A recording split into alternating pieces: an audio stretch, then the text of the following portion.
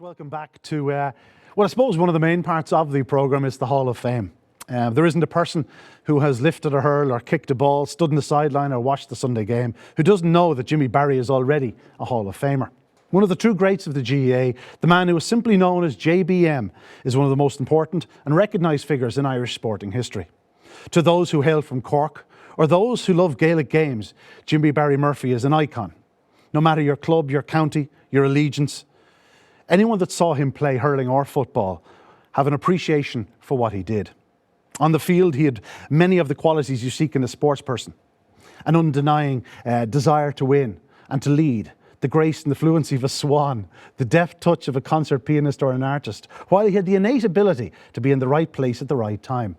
John Harrington wrote of JBM in the GAA Hall of Fame, and in his opening paragraph read, "6'2", eyes of blue, Jimmy Barry, we love you." The fact that Cork's Jimmy Barry Murphy inspired possibly the first ever GAA terrace chant testifies to his iconic status on Leeside. The greatest dual star ever to play the game, Barry Murphy was one seriously classy operator in his pomp. His medal haul testifies to his brilliance. In hurling, he won 5 Senior All-Irelands, 10 Munster Senior titles, 2 National Leagues, 1 All-Ireland Under-21 title, 1 Minor All-Ireland and 5 All-Stars. His football haul of 1 All-Ireland title, 2 Munster titles, 1 National League, 1 Minor All-Ireland and 2 All-Star awards would have been even greater had he and his generation of Cork footballers not come up against a Kerry team that became one of the greatest of all time. I'll repeat the words of John, the greatest dual player of all time. In short, when it comes to the GAA, few have made an impact even close to that of Jimmy Barry Murphy. In truth, you could talk of his brilliance all day, and the many iconic moments, the great goals, the many honours, and of course, his wonderful managerial career. It was as a manager that he claims he had his finest moments in the GAA, leading a very young Cork team to All-Ireland hurling success in 1999 as they beat their old foes Kilkenny. He proved that he was a great leader of men. But what of Jimmy, the greyhound mad young fella? I've already spoken of his many qualities in the hurling and football field. You could say he resembled a greyhound, long, lean, and made to cover the ground with real efficiency and speed. Is it any wonder? He spent his youth walking and tending to greyhounds.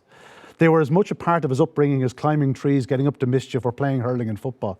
His love for greyhounds was nurtured by his father, John, who always kept a few dogs at home. And in Jimmy, John had the perfect dog walker, a young lad with the fitness and temperament to walk for hours. His legendary granduncle Dinny, who himself had captained Cork to win an All-Ireland in the 20s, was also a real influence. He pointed a young Jimmy in the right direction, not just in football and hurling, but also in his passion for greyhound racing. Jimmy was reared in the terraces at the old Cork track and Western Road. It was there his love for greyhounds really flourished. And well over 50 years later, sorry Jimmy, he remains as committed to the sport as ever. In fact, for a man that spent most of his sporting career scaring the life out of defences, he's become quite a defender himself. As greyhound racing has come under fire, Jimmy has used his profile, his fame, and his ability to be heard to defend the sport he loves so much. Much like in his playing days, JBM is a truly daunting opponent. He has stood up to the antis, exposed their lies, and done so much to highlight how much those involved in the sport actually love their canine companions. Only recently, he took part in the wonderful Behind the Track docu-series, and he delivered a powerful message. The episode has been viewed thousands of times across many platforms. He spoke of his upbringing, how he and his entire family were involved in greyhounds. He also highlighted the targeting of sponsors by those that wish to end the sport. But it is in his final words that really resonate. I won't put on the Cork accent, I'll save you that bother. I couldn't quite get Jimmy's soft tone. He says, "A lot of us aren't in it for the money. We're in it as small owners or breeders or punters. And from my own point of view, all I can speak of is the people I know in the game. Some of the most fantastic people and decent people I've ever been involved with in any sport are involved in greyhound racing. The welfare issue is a huge thing because people in the greyhound game that I know absolutely adore their greyhounds. They're absolutely treated fantastically. Nothing would come in the way of them being properly fed, looked after. The treatment and conditioning of them is second to none." Well said, Jimmy. Of course, Jimmy is one of the small set owners and punters. He has owned many dogs over the years, including the very talented Buster Douglas. In Jimmy's own words, He was a brilliant dog for us. He was trained by Michael O'Donovan in Tipperary, and he won a Munster Puppy Cup with him. He looked like a fantastic early pace dog, and we were really looking forward to going to the English Derby with him. He actually beat the great Late Late Show in that stake in Thurles, but unfortunately, it was typical of my luck. Foot and mouth kicked in that year, and the whole thing came to a halt. The best laid plans and all that. We had great sport. I've had a lot of very good dogs, but nothing really on the standard of going to the Irish Derby with, unfortunately. But the dream lives on, and we'd always be hoping of another of that calibre to go to war with. Other dogs that Jimmy owned included the likes of the high-class Sobering Thought and Bomber Graham. There seems no doubt he will continue his pursuit of the dog that could compete at the very highest level. A dog that could see Jimmy make the journey to Dublin in September, not for an All-Ireland, but for a Derby final. Now that would be the dream. But these days, Jimmy is far more than just an owner, a punter, or an advocate for greyhound racing. He has acted as chairman of Curraheen Park for many years, while he is also chairman of the Friends and Supporters of Cork Greyhound Racing. When the Laurels was left without a sponsor in 2019, Jimmy, along with his great friend Tony Winters, stepped up to the plate. A committee was set up with a view to finding support to sponsor the Laurels. Initially, they planned to sponsor the stake for 1 year. But such was the support from all over the country that they generated enough funding to sponsor the Southern Classic for an incredible 4 years. The Laurels has a special place in the heart of those from Cork, and Jimmy understood how important it was to maintain the prize money and prestige of the event known in Cork as their Derby. It seems the greyhound racing gods were smiling on Jimmy and the friends and supporters of Cork Greyhound Racing, because in the first 2 years of their sponsorship, they were the most incredible finishes to the Classic. Some may say it was coincidence, but when you have a man that holds a godlike status in Cork at the helm, perhaps it's more divine intervention. And that is what Jimmy Barry Murphy is to the people of Cork. When you think of the rebel county, what comes to mind? The People's Republic, Clonakilty Puddin, Páirc Uí Chaoimh, the Bandon, the Lee, Michael Collins, Roy Keane, Jack Lynch, Sonia O'Sullivan, phrases like Yelanger, the Jazz Festival, the Examiner, Barry's Tea, and of course, the man they know as JBM. Jimmy Barry Murphy is one of Cork's own, a man that means so much to so many.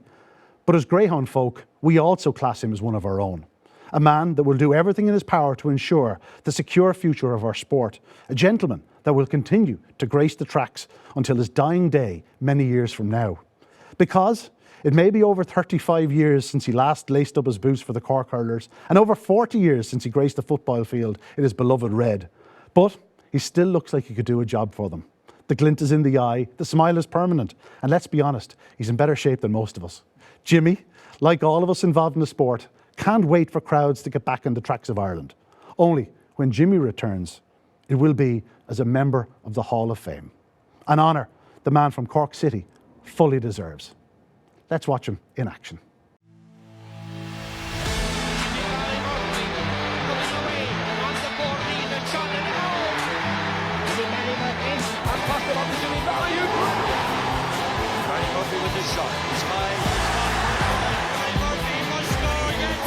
Long ball in towards the goal.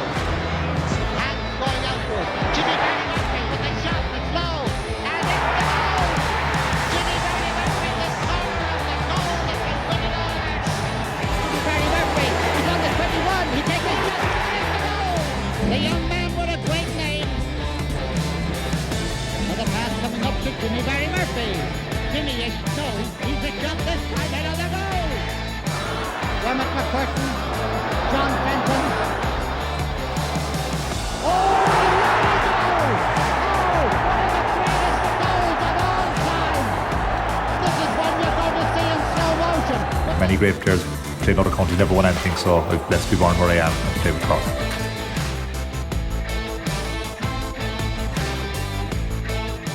We were all reared in the old Western Road today.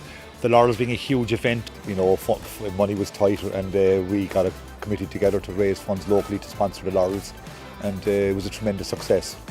Huge support from the greyhound public in Cork and indeed all over Munster, and it proved to be a great success.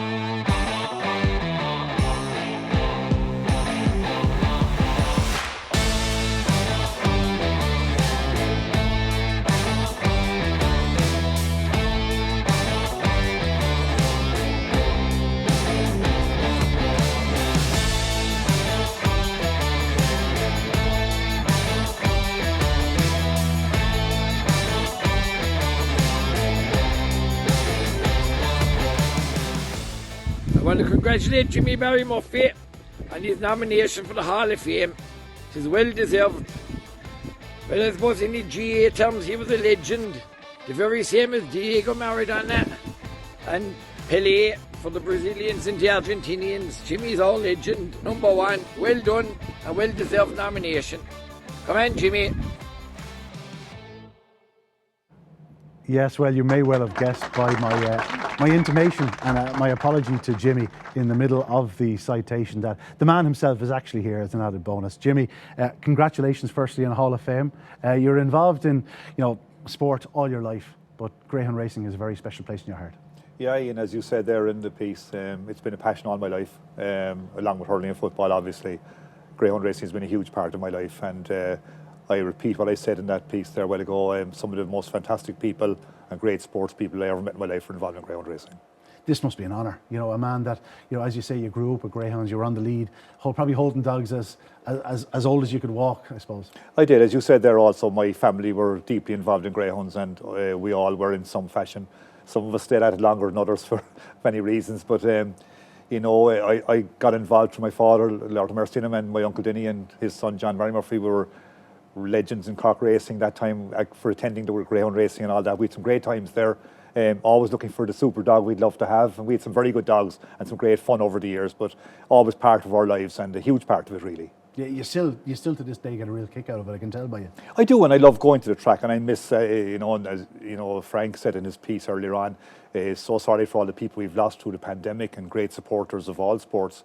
But I love going to the track. It's a social aspect of my life, meeting all my friends and old colleagues there, and hopefully we'll be back soon at that as well. We saw your old pal there, Tony Winters, so you can't wait to meet up back at the track. Yeah, and it's people like that you'd miss. I mean, when we got back involved in fundraising for the Laurels, people like Tony Winters and Damien Holland and others in West Cork, Mick Driscoll, JJ Fennelly and Vince O'Donovan all did massive work. I was just part of that group, and I think the response we got when we went about that Laurels fundraising showed that there is a massive groundswell of support for greyhound racing still in this country, and it's something we have to build on. Yeah, certainly. We will definitely try to build on it. We're going to use you to try and build on it if that's okay. Yeah.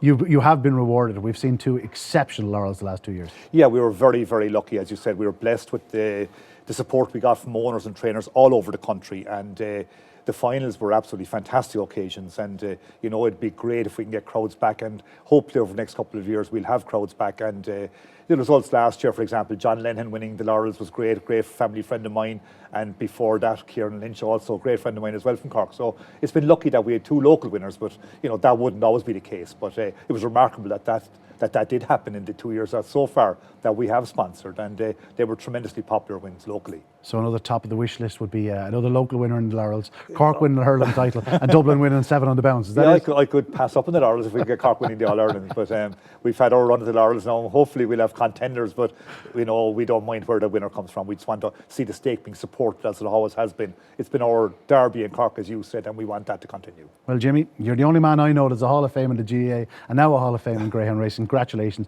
fully deserved. I'm going to call on Frank Nyhan, the chairman of the Irish Greyhound Board, to make a presentation to the man himself.